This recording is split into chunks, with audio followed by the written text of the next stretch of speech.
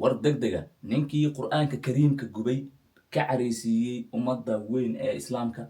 sabab u noqday kacdoon xitaa Sweden gilgilay banaanbaxyo waaweyn oo qabsoomay caalamka meelo badan madaxdoodii ay qaylo dhanka muujiyeen waxaa la helay meydkiisa markii lagu dhex dilay guri sida la xaqiijiyey ku yaala magaalada la yiraahdo Södertälje ee Sweden ka tirsan waxaa la sheegay ninkan 38 sano jirka ah ee Salwan Momiko in lagu helay habeenkii arbacada balse khamiis ay soo galeysay in aaga uu degan yahay ay isaaseen ka dhacday dabaqiisa waxaana dadka deegaanka ay markiiba soo wargeliyeen laamaha amniga markii halka ay ku baxeen ciidanka booliiska waxa uu xaqiijiyay telefishinka SVT in la arkay qof dhaawac qofkaasna isbitaal loola cararay isagoo dhaawac culus qaba qofkaas ayaa hadda lagu xaqiijiyay inuu dhaawaci u dhintay uuna ahaa ninkii qur'aanka kariimka ku gubay dhowr jeer wadanka Sweden ee Salwan Momika ninka la yiraahdo 38 sano jirkan oo maxkamadeyntiisii dib ay u dhigtay Stockholm markii waqtigii loo cayimay lagu dhawaa kadib dadaalo isaga dhankiisa uu sameynayay qareenadiisa balse dhawaan uu qorshe ahaa inuu maxkamad hor imaado ayaa la xaqiijiyay hadda in la dilay oo naftii sida ay uga dhacday waxaa laamaha amniga ay u sheegeen TV-ga weyn ee SVT Sweden caanka ah in dadka deegaanka ay habeenkii arbacada saacadu markay ahayd 5 saac habeenimo ay ku soo wargeliyeen in rasaas ay dhacayso waliba isweydaarsi ah waxaana sida TV-ga uu qoray la ogaaday in dabaqa uu deganaa ninkan laga arkay fooqaq ama xabado la isweydaarsaday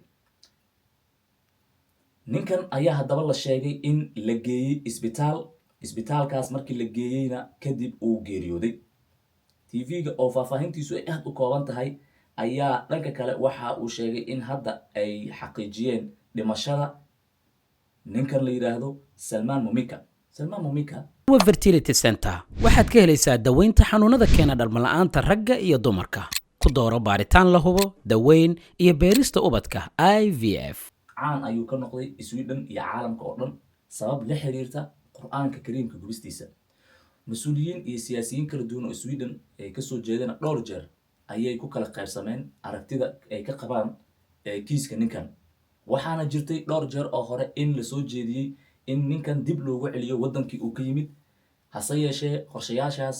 oo hirgeli rabay waxa isaga uu sameeyay iskooristaag waxaana uu ka qaatay waxa la yiraahdo racfaan taasoo siisay fursad dheeraad ah oo Sweden ku joogo Sudanese Specialist Hospital waa isbitaalka ugu fiican dalkeena waxa uu ku guuleystay markii afraad u xiriir ah abaalmarinta isbitaalka ugu fiican dalkeena ninkan geeridiisa la xaqiijiyay waxa guud ahaan warbaahinta Sweden iyo kuwa qaar ee caalamka ay qorayaan in ninka uu geeriyooday dad badan ayaa u arka ninkan arintiisa inay sidaa ku soo afjarantay ayna muhiim ahayd waana qodob aad u adag ay leeyihiin in qof ku xadgudbo qur'aan kariimka oo caalamkan ku sii nagaado maadaama uu abuurtay cadow aad u badan isla markaana wax laga kaftamo aysan ahayn ummadan diintooda Global Fertility Care waa kan ugu fiican ee daaweeya xanuunada dhalmo la'aanta ragga iyo dumarka oo qofka uu ku dambeyn karo in nafta uu waayo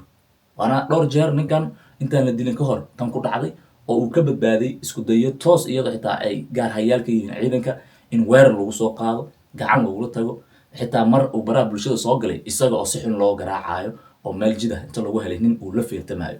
isbitaalka kalkaal afarta jirdiin wuxuu howlgeliyay xarunta ugu weyn ee wadnaha oo ka kooban saalooyinka qalliinka furan ee wadnaha qallimada xiran ee wadnaha ee loo yaqaan cath-lab iyo qaybta baxnaaninta xaaladaha wadnaha CCU soo booqo oo ka hel daryeelka wadnahaaga wadnahaagu waa noloshaada wixii faahfaahin kala soo xiriir eberle hal 77 ama eberle hal 77 inta lagu helay nin uu la fiirtamayo wixii ka soo kordha waa sugan asraacay